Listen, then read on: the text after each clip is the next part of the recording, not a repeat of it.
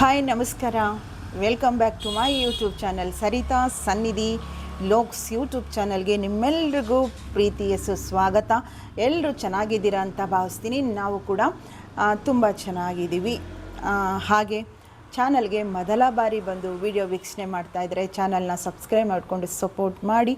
ಹಾಗೆ ನಿಮಗೆಲ್ಲರಿಗೂ ವಿಡಿಯೋ ಇಷ್ಟ ಆಗ್ತಾಯಿದೆ ಅನ್ನೋದಾದರೆ ಹೆಚ್ಚು ಲೈಕ್ಗಳನ್ನ ಕೊಡಿ ಹಾಗೂ ನಿಮ್ಮೆಲ್ಲರ ಪ್ರೀತಿಯ ಅಭಿಪ್ರಾಯಗಳನ್ನ ಕಮೆಂಟ್ ಮೂಲಕ ತಿಳಿಸಿ. ಇವತ್ತು ಒಂದು ರಿಕ್ವೆಸ್ಟ್ ವಿಡಿಯೋ. ಏನಪ್ಪ ರಿಕ್ವೆಸ್ಟ್ ವಿಡಿಯೋ ಅಂತ ಹೇಳಿ, ಯಾರು ರಿಕ್ವೆಸ್ಟ್ ಮಾಡಿದ್ದಾರೆ, ಏನನ್ನು ಕೇಳಿದ್ದಾರೆ ಅಂತ ಹೇಳಿ ನಾನಿವತ್ತು ಸ್ಕ್ರೀನ್ ಮೇಲೆ ಹಾಕ್ತೀನಿ. ನೋಡಿ, ಸ್ಕ್ರೀನ್ ಮೇಲೆ ಹಾಕ್ತೀನಿ. ನಿಮಗೆ ಖಂಡಿತ ಏನಪ್ಪ ಅಂತ ಹೇಳ್ತೀರಿ. ಅಂದರೆ ಅವರ ಹೆಸರು ಬಂದು ಅನುರಾಧ ಎಸ್ ಅಂತ ಇದೆ. ನಿಮ್ಮ ಹಳೆ ಲಾಗ್ನಲ್ಲಿ ನಿಮ್ಮ ಹಸ್ಬೆಂಡ್ ಆತ್ಮದ ಜೊತೆ ಮಾತಾಡಿದ ಹಾಗೆ ನೆನಪು, ಅದು ನಿಜ ಆಗಿದ್ದರೆ ಕಾಂಟ್ಯಾಕ್ಟ್ ನಂಬರ್ ಕೊಡ್ತೀರಾ ಅಂತ ಕೇಳಿದ್ದಾರೆ. ಆಯಿತು, ನಮ್ಮನೆಯವ್ರನ್ನ ಕಳ್ಕೊಂಡು ನಾನು 1 ವರ್ಷದ ಮೇಲೆ ಈಗ ಆಲ್ರೆಡಿ. ಇನ್ನೇನು ಏಪ್ರಿಲ್ 3 ಬಂದರೆ ವರ್ಷದ ಮೇಲೆ 1 ತಿಂಗಳಾಗುತ್ತೆ. ನಮ್ಮನೆಯವ್ರನ್ನ ಕಳ್ಕೊಂಡು ನಾನು 1 ತಿಂಗಳಿಗೆ ನಾನು ಆತ್ಮದ ಜೊತೆ ಕಾಂಟ್ಯಾಕ್ಟನ್ನು ಮಾಡ್ಕೊಳ್ತೀನಿ. ಅದು ನಂಬಿಕೆಯಿಂದ ಮಾಡ್ಕೊಳ್ತೀನಿ. ಅದನ್ನು ಎಲ್ಲರೂ ನಂಬಿ ಅಂತ ನಾನು ಹೇಳೋ ಹಾಗಿಲ್ಲ.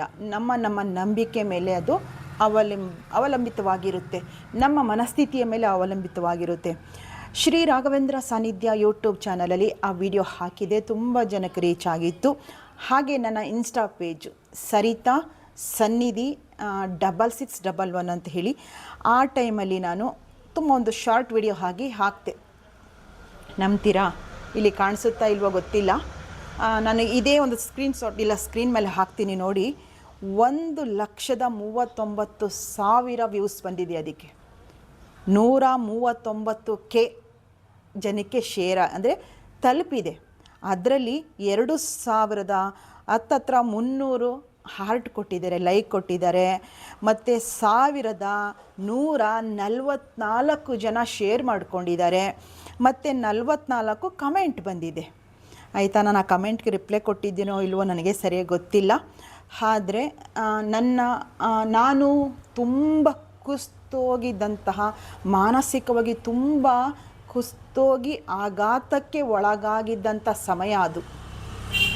ನೀವು ನಂಬ್ತೀರಾ ಗೊತ್ತಿಲ್ಲ. ಚಾನಲ್ ಮೂಲಕ ಮತ್ತೊಂದು ಯೂಟ್ಯೂಬ್ ಚಾನಲ್ಗಳ ಹೆಸ್ರನ್ನ ಹೇಳಬಾರ್ದು, ಯೂಟ್ಯೂಬ್ ರೂಲ್ಸ್ ಪ್ರಕಾರ ಅಂತ ಹೇಳ್ತಾರೆ. ಅದರಿಂದ ನನ್ನ ಚಾನಲ್ನ ನನಗೆ ಹೇಳೋ ಹಾಗೂ ಇಲ್ಲ. ಇದು ನನಗೆ ಯಾರೋ ಒಬ್ಬರು ಹೇಳಿದ್ದು. ನನಗೆ ಯೂಟ್ಯೂಬ್ ರೂಲ್ಸ್ಗಳು ಅಷ್ಟಾಗಿ ಗೊತ್ತಿಲ್ಲ. ಆದರೂ ಸಹ ಅವರು ಹೇಳಿದರು. ಆಗ ನಾನು ಅರ್ಥ ಮಾಡ್ಕೊಂಡೆ, ಹೌದಲ್ವಾ ಅಂತ ಹೇಳಿ. ಅದರಿಂದ ತುಂಬ ರಿಕ್ವೆಸ್ಟ್ ಮಾಡಿದ್ದಾರೆ ಅನುರಾಧ ಅವರು. ಖಂಡಿತ ತಿಳಿಸ್ತೀನಿ. ನಂಬಿಕೆ, ನಿಜವಾಗ್ಲೂ ನಂಬಿಕೆ. ನಾನು ತುಂಬ ನಂಬಿದೆ. ಜೊತೆಗೆ ನಾವು ತುಂಬಾ ಆತ್ಮದ ಜೊತೆ ಒಂದು ಹೀಲಿಂಗ್ ಪವರಲ್ಲಿ ಕಾಂಟ್ಯಾಕ್ಟ್ ಮಾಡ್ತಾರಲ್ವ, ಅದು ರಿಯಲಿ ನಿಜವಾಗೂ ಕೂಡ ನಾವು ಅದನ್ನು ಅನುಭವಿಸಿದ್ದೀವಿ. ಇರೋದನ್ನು ಹೇಳ್ಕೋಬೇಕೇ ಹೊರತು ನಾನು ಇಲ್ದದ್ದನ್ನು ಏನು ಹೇಳಬಾರ್ದು ಅನ್ನೋದು ನನ್ನ ಉದ್ದೇಶ. ನಮ್ಮನೆಯವ್ರನ್ನ ಕಳ್ಕೊಳ್ತೀವಿ. 11ನೇ ದಿನಕ್ಕೆ ತಿಥಿ ಕಾರ್ಯ ಮುಗಿಯುತ್ತೆ. 12, 13ನೇ ದಿನಕ್ಕೆ ನಾವಿದ್ದಂತಹ ನಮ್ಮ ಮನೆಯವರ ಪ್ರಾಣ ಹೋದಂತಹ, ಅಂದರೆ ಅವ್ರನ್ನ ಕಳ್ಕೊಂಡಂಥ ಮನೆಯಿಂದ ನಾನು ಇಮ್ಮಿಡಿಯೇಟಾಗಿ ಶಿಫ್ಟ್ ಮಾಡ್ಕೊಳ್ತೀವಿ. ನಾವು ಇದ್ದದ್ದು ಬಾಡಿಗೆ ಮನೆ. ಅದು ಸಹ ನನಗಲ್ಲಿರೋದಕ್ಕೆ ಯಾಕೆ ಆಗಲಿಲ್ಲ ಅಂದರೆ, ನನಗೆ ನೆನಪು ಕಾಡಿಸುತ್ತೆ. ಅವರ ಜೀವ ಹೋದಂತಹ ಕ್ಷಣ ಆ ಮನೆ ನನಗೆ ತುಂಬ ಕಾಡಿಸುತ್ತೆ. ನನಗೆ ಇರೋಕ್ಕಾಗೋದಿಲ್ಲ ಅಲ್ಲಿ ಅಂತ ಹೇಳಿ ಇಮ್ಮಿಡಿಯೇಟ್ ಈ ಮನೆಗೆ ಬರ್ತೀನಿ. ಈ ಮನೆಗೆ ಬಂದು 13 ದಿನ, ನಮ್ಮ ಮನೆಯವ್ರನ್ನ ಕಳ್ಕೊಂಡು 13, 14ನೇ ದಿನಕ್ಕೆ ಈ ಮನೆಗೆ ಬಂದಾಗ ನಿಜ ಹೇಳ್ತೀನಿ, ಹಗಲು ರಾತ್ರಿ ನನ್ನ ಕಣ್ಮುಚ್ಚಿ ನಿದ್ರೆ ಮಾಡ್ತಿರಲಿಲ್ಲ. ಬರೀ ಅಳು. ಎಷ್ಟು ಬಿಟ್ಟರೆ ನನಗೆ ಇನ್ನೇನು ಆ ಟೈಮಲ್ಲಿ ಗೊತ್ತಿಲ್ಲ. ನಿಜ ಹೇಳ್ತೀನಿ, ತುಂಬ ಆಘಾತಕ್ಕೆ ಒಳಗಾಗಿರ್ತೀನಿ. ಆ 11 ದಿನ 12 ದಿನ ತಿಥಿ ಕಾರ್ಯ ಎಲ್ಲ ಮುಗಿಯೋವರೆಗೆ ನೆಂಟರಿಷ್ಟರು ಅವರು ಇವರು ಎಲ್ಲರೂ ಇರ್ತಾರೆ. ಅದಾದ ನಂತರ ಅವ್ರದ್ದೇ ಆದ ಅವ್ರ ಕೆಲಸಗಳು ಹೋದಾಗ ಇಲ್ಲಿ ನಾವು ಕಂಡಿದ್ದು ನಾನು ನನ್ನ ಮಕ್ಕಳು ಮಾತ್ರ. ರಾತ್ರಿ ಕಣ್ಣು ಮುಚ್ಚಿ ನಿದ್ರೆ ಬರ್ತಿರ್ಲಿಲ್ಲ. ಹಗಲು ಒಂದು ಊಟ ಊಟ ಮಾಡಬೇಕು, ನೀರು ಕುಡಿಬೇಕು, ಯಾವುದು ನನಗೆ ಇಂಟ್ರೆಸ್ಟ್ ಇರಲಿಲ್ಲ. ನಮ್ಮನೆಯವ್ರು ಇಲ್ವಾ ಅವರು ಇಲ್ವಾ ಅನ್ನೋದರಲ್ಲೇ ನಾನು ಗಾಸಿಗೆ ಒಳಗಾಗಿದ್ದೆ. ಆ ಸಂದರ್ಭದಲ್ಲಿ ಒಂದು ರಾತ್ರಿ ಹೀಗೆ ಯೂಟ್ಯೂಬ್ನ ನೋಡ್ತಾ ಇರಬೇಕಾದ್ರೆ ನನಗಾಗಿಯೇ ಬಂದಂಥ ವಿಡಿಯೋ ಅನ್ನಿಸ್ತು ನನಗದು. ತೀರೋದವರ ಸತ್ತವರ ನೆನಪು ಹೇಗೆ ಕಾಡಿಸುತ್ತೆ, ನಾವು ಅಳ್ತಾ ಇದ್ದರೆ ಅವ್ರಿಗೇನಾಗುತ್ತೆ ಅನ್ನುವ ಒಂದು ಟೈಟಲ್ಲೊಂದಿಗೆ ಒಂದು ವಿಡಿಯೋ ಸಿಗುತ್ತೆ ನನಗೆ. ಆ ವಿಡಿಯೋ ನನಗಾಗೇ ಬಂತೇನೋ ಅನ್ನೋ ಥರ ಇತ್ತು. ಬ್ಲ್ಯಾಕ್ ಕಾಫಿ ಮಾಡ್ಕೊಬಂದೆ, ತಣ್ಣಗೆ ಆಗೋಯಿತು.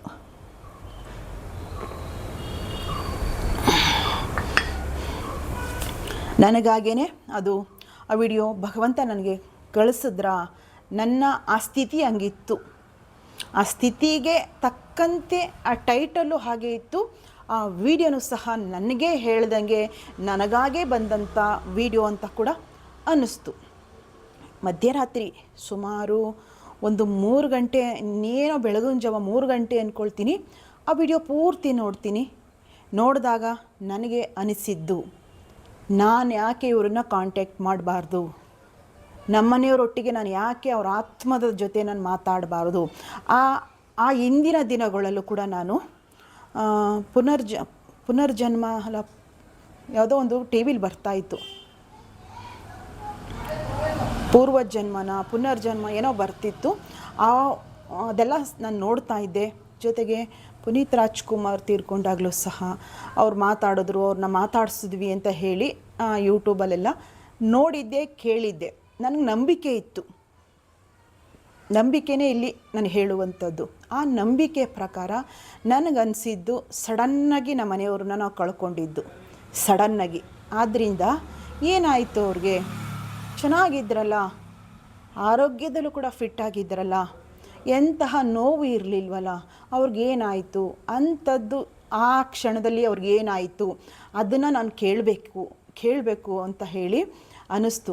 ಕೆಲವರು ನಂಬ್ತಿರೋ ಬಿಡ್ತಿರೋ ನಾನು ನಿಮ್ಮೆಲ್ರಿಗೂ ಹೇಳಲ್ಲ. ನಂಬಿಲ್ಲ ಅಂದರೆ ಅದು ನಾನು ನಂಬಿ ಅಂತಲೂ ಹೇಳಲ್ಲ. ಇಂಥ ವಿಡಿಯೋಗಳನ್ನ ನೀವು ನಂಬಿಲ್ಲ ಅಂದರೆ ವಿಡಿಯೋಗಳನ್ನ ನೋಡಬೇಡಿ, ಸ್ಕಿಪ್ ಮಾಡಿ ವಿಡಿಯೋನ, ಅಷ್ಟೇ ಹೇಳೋದು.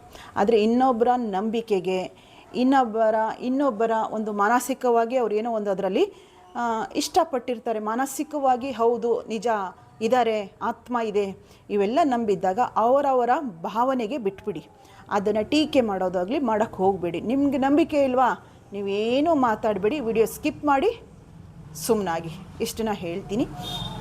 ಆಗ ನನಗೆ ಸಿಕ್ಕಿದ ವಿಡಿಯೋ ಅದು. ನಾನು ಆ 3 ಗಂಟೆ ರಾತ್ರಿಲಿ ನೋಡೋಕ್ಕೆ ಶುರು ಮಾಡಿದವಳು ಸತತವಾಗಿ 2-3 ದಿನ ಎಲ್ಲ ವಿಡಿಯೋಗಳನ್ನೂ ವೀಕ್ಷಣೆ ಮಾಡ್ತೀನಿ. ನಾನು ಅವ್ರನ್ನ ಕಾಂಟ್ಯಾಕ್ಟ್ ತೊಗೊಳ್ತೀನಿ. ಹೆಣ್ಮಗಳು ಅವರು ನಮ್ಮ ಕರ್ನಾಟಕದವರೇ, ಉತ್ತರ ಕರ್ನಾಟಕದ ಹೆಣ್ಮಗಳು, ಆದರೆ ಅವರು ದೆಹಲಿಲಿ ಇರುವಂಥವ್ರು, ಡೆಲ್ಲಿಲಿದ್ದಾರೆ. ಹಿಂಗಿದ್ದಾಗ ನನಗೆ ಅವ್ರ ಹತ್ರ ಮಾತಾಡಿದಾಗ ಅವರೊಂದು ಮೋಟಿವೇಟ್ ಮಾಡ್ತಾರೆ. ಸ್ಪಿರಿಚುವಲ್ ಆಗಿ ಖಂಡಿತ ಸತ್ತ ಮೇಲೂ ಒಂದು ಜೀವನ ಅವ್ರಿಗೆ ಇರುತ್ತೆ. ದೇಹ ಮಣ್ಣಾಯಿತು ಅಂದ ತಕ್ಷಣ ಅವ್ರು ಮುಗಿದೋದ್ರು ಅಂತಲ್ಲ, ಅವರ ಆತ್ಮದ ಪ್ರಯಾಣ, ಇಷ್ಟಪಟ್ಟವರು, ಅವರ ಮಕ್ಕಳಾಗಲಿ, ಅವ್ರ ಹೆಂಡ್ತಿನಾಗಲಿ, ಅವ್ರ ತಂದೆ ತಾಯಿನಾಗಲಿ, ಬಂಧು ಬಳಗ ಯಾರನ್ನು ಸಹ ಅವರು ಬದುಕೋದ ಮೇಲೂ ಸಹ ನಮಗೆ ಅವರ ಆಶೀರ್ವಾದ, ಅವರ ಪ್ರೀತಿ ಖಂಡಿತ ಸಿಗುತ್ತೆ ಅಂತ ಹೇಳ್ತಾರೆ. ನನಗೆ ತುಂಬ ಕಾನ್ಫಿಡೆನ್ಸ್ ಬರಲಿಕ್ಕೆ ಶುರುವಾಗುತ್ತೆ. ಒಂದು ಡೇಟನ್ನು ತಗೊಳ್ತೀನಿ, ನಾನು ಮಾತಾಡಬೇಕು ಅಂತ ಹೇಳಿ, ಹೇಗಾದರೂ ಸರಿ. ಅಂದರೆ ಆಗ ತುಂಬ ದುಃಖದಲ್ಲಿದ್ದೆ. ಅವರು ಹೇಳ್ತಾರೆ, ತುಂಬ ದುಃಖದಲ್ಲಿದ್ದೀರಿ, ತುಂಬ ನೋವಲ್ಲಿದ್ದೀರಿ, 1 ತಿಂಗಳು ಬಿಡಿ ನೀವು, ಆ ನಂತರ ನಿಮಗೆ ಕಾಂಟ್ಯಾಕ್ಟ್ ಮಾಡೋಣ. ಖಂಡಿತವಾಗ್ಲೂ ಕೂಡ ಅವ್ರಿಗೂ ನನ್ನ ಚಾನಲ್ ಮೇಲೆ ತುಂಬ ಅಭಿಮಾನ ಇತ್ತು. ಅವ್ರಿಗೆ ಗೊತ್ತಾಯಿತು ನಾನು ಯಾರು ಅಂತ ಹೇಳಿ. ನೀವು ಕೂಡ ತುಂಬ ಒಳ್ಳೆ ಕೆಲಸ ಮಾಡಿದ್ದೀರಿ, ನಿಮ್ಮನ್ನು ನಾನು ನೋಡಿದ್ದೀನಿ, ಗಮನಿಸಿದ್ದೀನಿ ನಿಮ್ಮನ್ನು ಅಂತ ಹೇಳಿ ತುಂಬ ರೆಸ್ಪೆಕ್ಟ್, ತುಂಬ ಗೌರವದಿಂದ ನನ್ನ ಜೊತೆ ಅವರು ಮಾತಾಡಿ ತುಂಬ ಖುಷಿಯಿಂದ ಮಾತಾಡಿಸಿದ್ರು. ಜೊತೆಗೆ ನನಗೆ ತುಂಬ ಧೈರ್ಯ ಕೊಟ್ಟರು ಹೇಳಬೇಕು ಅಂದರೆ. 1 ತಿಂಗಳಾದಮೇಲೆ ನಾನು ಅದಕ್ಕೆ ಕಾಂಟ್ಯಾಕ್ಟ್ ತೊಗೋಬೇಕು ಅಂದಾಗ ಈಲಿಂಗ್ ಪವರಲ್ಲಿ ಮಾಡ್ತಾರೆ. ಅವರು ಹೇಳ್ತಾರೆ, ತುಂಬ ಪ್ರೀತಿಸೋರ್ನ, ತುಂಬ ಪ್ರೀತಿ ಇರುತ್ತೆ ಅಂಥವ್ರು ಸ್ವಲ್ಪ ಕನೆಕ್ಟ್ ಆಗೋದು ಕಷ್ಟ ಆಗುತ್ತೆ. ಅವರು ಏಂಜಲ್ಸ್ ಜೊತೆ ಬರ್ತಾರಲ್ಲ, ನಾನು ತುಂಬ ಪ್ರೀತಿ ಇರುತ್ತೆ, ಪ್ರೀತಿ ಇದ್ದಾಗ ಅವ್ರು ಬಂದ ತಕ್ಷಣ ನಾನು ಅಳೋದು, ತುಂಬ ಅವ್ರನ್ನ ಬಿಟ್ಟಿರೋಕ್ಕಾಗ್ದಂಗೆ ನಾನು ಅಳೋದು ಮಾಡ್ತೀನಲ್ಲ, ಆವಾಗ ನನಗೂ ತೊಂದರೆ ಆಗುತ್ತೆ, ಅವ್ರಿಗೂ ಕೂಡ ತೊಂದರೆ ಆಗುತ್ತೆ. ಆದ್ದರಿಂದ ನೀವು ಧೈರ್ಯವಾಗಿ ಇದನ್ನು ತಗೋಬೇಕು ಅಂತ ಹೇಳಿದ್ರು. ನನಗೆ ಅವ್ರು ಹೇಳ್ದಂಗೆ ಆಯಿತು. ಒಂದು ಅರ್ಧ ನಾನು ಎಲ್ಲನೂ ಕೂಡ ಗಮನಿಸಿದೆ, ಎಲ್ಲನೂ ಈಲಿಂಗ್ ಪವರಲ್ಲಿ ನಾನು ಅನುಭವಿಸಿದೆ. ಆದರೆ ಪೂರ್ತಿಯಾಗಿ ನನಗೆ ಆಗಲಿಲ್ಲ. ತುಂಬ ಅಳು ಬಂತು ಆ ಟೈಮಲ್ಲಿ. ಆ ಅಳು ತಡೆಯೋಕ್ಕಾಗದಿದ್ದಾಗ ನನ್ನನ್ನು ವಾಪಸ್ ಅವ್ರ ಜೊತೆ ಮಾತಾಡೋಕ್ಕಾಗಲಿಲ್ಲ. ನನಗೆ ಸ್ವಲ್ಪ ಪ್ರಮಾಣದಲ್ಲಷ್ಟೇ ಮಾತಾಡಿದ್ದು. ಆಮೇಲೆ ಮತ್ತೊಂದು ಅವಕಾಶ ನನ್ನ ಮಗನಿಗೆ ಸಿಗುತ್ತೆ, ಮಗನಿಗೆ ಮಾಡೋಣ ಅಂತ ಹೇಳ್ತಾರೆ. ನನ್ನ ದೊಡ್ಡ ಮಗ ಕನೆಕ್ಟ್ ಮಾಡ್ತಾರೆ. ಸುಮಾರು 2 ಅವರು ಮಾತಾಡುವಂಥ ಅವಕಾಶನ ಸಿಗುತ್ತೆ. ನಾವು ಪಕ್ಕದಲ್ಲೇ ಇರ್ತೀವಿ. ಅವನನ್ನು ಅವ್ರು ಏನು ಕ್ವಶನ್ ಕೇಳ್ತಾರೋ ಅದು ನೇರವಾಗಿ ಅವ್ರಿಗೆ ಕೇಳೋ ಥರ ಒಂದು ರಿಲೇಷನ್ಶಿಪ್ ಅಲ್ಲಿ ಶುರು ಮಾಡ್ತಾರೆ. ನಂಬಿಕೆ ಅಷ್ಟೇ, ಅದು ಅನುಭವಿಸ್ದವ್ರಿಗೆ ಮಾತ್ರ ಗೊತ್ತು. ಹೀಗೆ ತುಂಬ ನಾವು ನಮ್ಮ ಮನದಾಳದ ಮಾತುಗಳು ಅಲ್ಲಿ ಏನನ್ನ ಕೇಳಬೇಕು ಅಂತ ಇದ್ದೀವಿ ಅದೆಲ್ಲ ಕೇಳ್ತೀವಿ. ಅವ್ರ ಕಡೆ ಬಂದಂಥ ಉತ್ತರ ನಿಜವಾಗ್ಲೂ ತುಂಬ 100ಕ್ಕೆ 1000% ನಂಬುತ್ತೀವಿ ನಾವು. ಹೌದು, ನಮ್ಮ ಮನೆಯವರೇ ಮಾತಾಡಿದ್ದು, ಅವರ ಮಾತುಗಳು, ಅವರ ಒಂದು ಭರವಸೆ, ಅವರಿರುವಂಥದ್ದನ್ನೆಲ್ಲ ಹೇಳ್ಕೊಂಡಾಗ ಸತ್ಯ, ನಿಜವಾಗ್ಲೂ ಸತ್ಯ ಅನ್ನಿಸ್ತು. ನಂಬಿಕೆಯ ಆಧಾರದ ಮೇಲೆ ನಾವು ನಂಬಿದ್ವಿ. ನಿಜ ಹೇಳಬೇಕು ಅಂದರೆ ಆ ಕ್ಷಣದಿಂದ ನಾನು ತುಂಬ ಸ್ಟ್ರಾಂಗ್ ಆದೆ. ಅವ್ರು ಹೇಳಿದಿಷ್ಟೇ, ನಾನು ಎಲ್ಲೂ ಹೋಗಿಲ್ಲ, ನಿಮ್ಮನ್ನು ಕಾಯೋದಕ್ಕೋಸ್ಕರನೇ ನಾನು ಮೇಲೆ ಬಂದಿದ್ದೀನಿ, ನಿಮ್ಮನ್ನು ಕಾಯ್ತೀನಿ, ನೀವು ತುಂಬ ಚೆನ್ನಾಗಿರ್ತೀರಿ, ಮಕ್ಕಳು ಒಳ್ಳೆ ಸ್ಥಾನಕ್ಕೆ ಬರ್ತಾರೆ, ನಾನು ಇರ್ತೀನಿ ಅಂತ ಹೇಳಿದ್ರು. ಅಳಬೇಡಿ, ನೀವು ಅಳ್ತಾ ಇದ್ದರೆ ನಮಗೂ ಇಲ್ಲಿ ತಡ್ಕೊಳಕ್ಕಾಗಲ್ಲ, ನನಗೆ ಎನರ್ಜಿ ಇಲ್ದಂಗೆ ಆಗುತ್ತೆ, ನಿಮ್ಮೊಟ್ಟಿಗೆ ನಾನು ಯಾವಾಗಲೂ ಇರ್ತೀನಿ ಅಂತ ಹೇಳ್ತಾರೆ. ನನಗೆ ಒಂದು ಮಾತು ಹೇಳ್ತಾರೆ, ಅಮ್ಮನಿಗೆ ಏನು ಹೇಳ್ತಾರೆ ಕೇಳಪ್ಪ ಅಂತ ಅವ್ರು ಹೇಳಿದಾಗ ಅವರು ಹೇಳ್ತಾರೆ, 7 ಜನ್ಮಕ್ಕೂ ಅವಳೇ ನನ್ನ ಹೆಂಡತಿ ಅಂತ ಹೇಳ್ತಾರೆ. ಅದನ್ನು ಕೇಳಿದಾಗ ಆದಂತಹ ತಳಮಳ ಸಂಕಟ ನಿಜವಾಗ್ಲೂ ಅದನ್ನು ಅನುಭವಿಸ್ದವ್ರಿಗೆ ಮಾತ್ರ ಗೊತ್ತು. ಮತ್ತೆ ಹುಟ್ಟು ಬರ್ತೀನಿ, ಮಗನೊಟ್ಟೇಲೇ ಬರ್ತೀನಿ 3 ವರ್ಷದ ನಂತರ ಅಂತ ಹೇಳಿದ್ದಾರೆ. ಆಗಲೂ ಕೂಡ ಹೇಳಿದ್ರು, ಮಗಳಾಗಿ ಹುಟ್ಟು ಬಂದರೆ ನೀವು ಹೇಗೆ ಹೆಂಡ್ತಿ ಆಗ್ತೀರಿ ಅಂತ ಹೇಳಿ. ಈ ಜನ್ಮಕ್ಕೆ ಅವರು ಮೊಮ್ಮಗಳಾಗಿ ಬರಬಹುದು, ಮೊಮ್ಮಗಾಗಾದರೂ ಬರಬಹುದು. ನನ್ನ ಜನ್ಮ ಕಳೆದು ಮತ್ತೆ ಅವರು ಈ ಜನ್ಮನ ಮುಗಿಸಿ ಮತ್ತೊಂದು ಜನ್ಮಕ್ಕೆ ಹೋದಾಗ ನಮ್ಮಿಬ್ಬರಿಗೋಲಿ ಒಂದು ಅವಕಾಶ ಇರುತ್ತೆ ಅಂತ ಹೇಳ್ತಾರೆ. ಯಾರು ಫಸ್ಟ್ ಹುಟ್ಟು ಬರಬೇಕು ಅಂತ ಹೇಳಿ, ಗಂಡ ಆದರೆ ಫಸ್ಟ್ ಅವರು ಹುಟ್ಟು ಬಂದು ನನಗೋಸ್ಕರ ಕಾಯ್ತಾರೆ. ನಾವು ಹುಟ್ಟಾದಮೇಲೆ ಮತ್ತೆ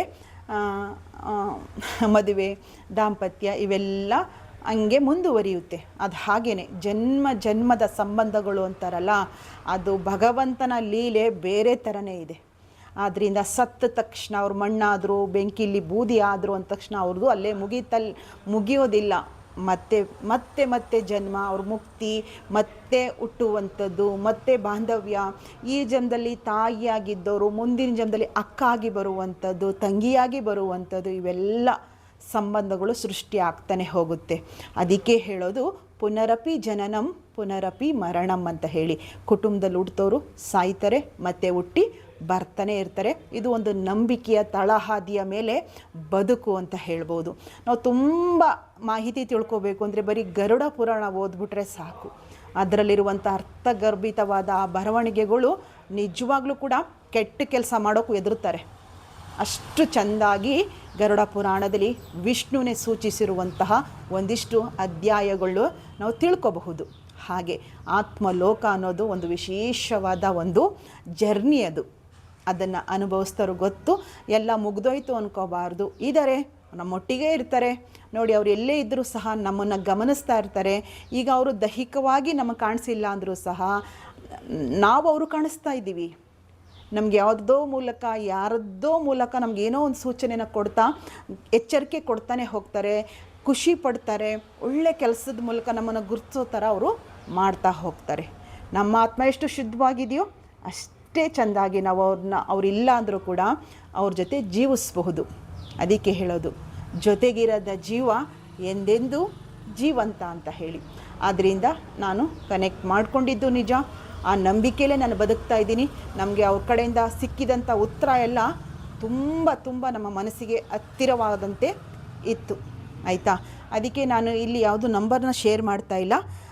ಅನುರಾಧ ಅವರೇ ನನ್ನ ಇನ್ಸ್ಟಾ ಪೇಜಿಗೆ ಬಂದು ಒಂದು ಮೆಸೇಜ್ ಮಾಡಿ, ಸರಿತಾ ಸನ್ನಿಧಿ 6611 ಅಂತ ಹೇಳಿ ನನ್ನ ಇನ್ಸ್ಟಾ ಪೇಜ್ ID. ಆಯಿತಾ? ಅಲ್ಲಿಗೆ ಬಂದು ಮೆಸೇಜ್ ಮಾಡಿ. ಖಂಡಿತ ಅವ್ರ ನಂಬರನ್ನು ನಿಮಗೆ ನಾನು ಕೊಡ್ತೀನಿ. ಆಯಿತಾ. ಇನ್ನೂ ಇದ್ರ ಬಗ್ಗೆ ಸ್ವಲ್ಪ ಡೀಟೇಲ್ಸ್ ಆಗಿ ಹೇಳಿ ಅಂತ ಹೇಳಿದರೆ ಆವತ್ತು ನನ್ನ ಮಗನೊಟ್ಟಿಗೆ ಏನೆಲ್ಲ ಮಾತಾಡಿದ್ರು ಅದನ್ನು ನೀವು ಬೇಕು ಅಂದರೆ ಮುಂದಿನ ದಿನಗಳಲ್ಲಿ ವಿಡಿಯೋ ಮೂಲಕ ತಿಳಿಸ್ತೀನಿ ಆಯಿತಾ. ಇವತ್ತಿನ ಈ ನನ್ನ ಒಂದು ಕಂಟೆಂಟ್ ವಿಡಿಯೋ ನಿಮಗೆ ಏನು ಅನ್ನಿಸ್ತು ಅನ್ನೋದನ್ನು ತಪ್ಪದೆ ಕಮೆಂಟ್ ಮೂಲಕ ತಿಳಿಸಿ. ಇಷ್ಟ ಆಗಿದೆಯಪ್ಪ ನನಗೆ ನಿಮ್ಮ ವಿಡಿಯೋ ಇಷ್ಟ ಆಯಿತು, ನಿಮ್ಮ ಮಾತುಗಳು ಇಷ್ಟ ಆಯಿತು ಅನ್ನೋದಾದರೆ ಹೆಚ್ಚು ಲೈಕನ್ನು ಮಾಡಿ. ಒಂದಂತೂ ಸತ್ಯ, ಯೂಟ್ಯೂಬಲ್ಲಿ ಏನೋ ಟೈಟಲ್ ಹಾಕ್ಕೊಂಡು ಏನನ್ನೋ ಮರೆ ಮಾಚ್ಕೊಂಡು ಗಂಡ ಮಕ್ಕಳನ್ನ ಮರೆ ಮಾಚ್ಕೊಂಡು ಮಕ್ಕಳು 4 ಜನ ಇದ್ದರೆ ಒಬ್ಬರನ್ನ ತೋರಿಸ್ಕೊಂಡು ಗಂಡ ಎಲ್ಲೋ ಇದ್ದರೆ ಅವ್ರ ಬಗ್ಗೆ ಹೆಸರನ್ನೇ ತಗೊಳ್ದಂಗೆ, ಎಲ್ಲೋ ಅಕ್ಕ ತಂಗಿರಿದ್ರೆ ಅವ್ರು ಯಾರೋ ಅಂತಲೇ ಗೊತ್ತಿಲ್ದಂಗೆ ಸುಮ್ಮನೆ ಸುಳ್ಳಿನ ಸರಮಾಲೆ ಕಟ್ಕೊಂಡು ಏನೋ ಒಂದು ಟೈಟಲ್ಲು, ಏನೋ ಒಂದು ಕಂಟೆಂಟು, ಏನೋ ಒಂದು ಥಂಬ್ನೇಲು, ಇಂತಹ ವಿಡಿಯೋಗಳನ್ನ ತುಂಬ ಜನ ಎಂಕರೇಜ್ ಮಾಡ್ತಾರೆ. ಪ್ರಾಮಾಣಿಕವಾಗಿ ಇರುವಂಥವ್ರಿಗೆ ಸ್ವಲ್ಪ ನಿಧಾನವಾಗಿ ಎಂಕರೇಜ್ ಮಾಡುವಂಥದ್ದು, ಅಂಥವ್ರಿಗೆ ಇದು ಕಾಲ ಏನೋ ಅಂತ ಅನಿಸುತ್ತೆ. ನಾನು ನೋಡ್ದಂಗೆ ಗೊತ್ತಿಲ್ಲ, ನೀವು ತಿಳಿಸಿ ಅಭಿಪ್ರಾಯನ ಏನಂತೀರಾ ಅಂತ ಹೇಳಿ ಆಯಿತಾ. ಬರಲಾ ಮತ್ತೊಂದು ನನ್ನ ಡೈಲಿ ಬ್ಲಾಗ್ ವಿಡಿಯೋದೊಂದಿಗೆ ನಿಮ್ಮ ಮುಂದೆ ಬರ್ತಾ ಹೋಗ್ತೀನಿ. ಲಾಸ್ಟ್ವರೆಗೂ ವಿಡಿಯೋ ನೋಡಿದ ನಿಮ್ಮೆಲ್ಲರಿಗೂ ಕೂಡ ನಿಮ್ಮ ಸನ್ನಿಧಿ ಕಡೆಯಿಂದ ಪ್ರೀತಿಯ ಧನ್ಯವಾದಗಳು. ಇನ್ಸ್ಟಾಗ್ರಾಮಿಗೆ ಬನ್ನಿ ಅನುರಾಧ ಅವರೇ, ಖಂಡಿತ ಅವ್ರ ನಂಬರನ್ನು ಕೊಡ್ತೀನಿ, ನೀವು ಮಾತಾಡ್ಕೋಬಹುದು ಆಯಿತಾ. ಬರಲಾ, ಎಲ್ರಿಗೂ ಒಳ್ಳೆಯದಾಗಲಿ. ನಮಸ್ಕಾರ, ಬಾಯ್.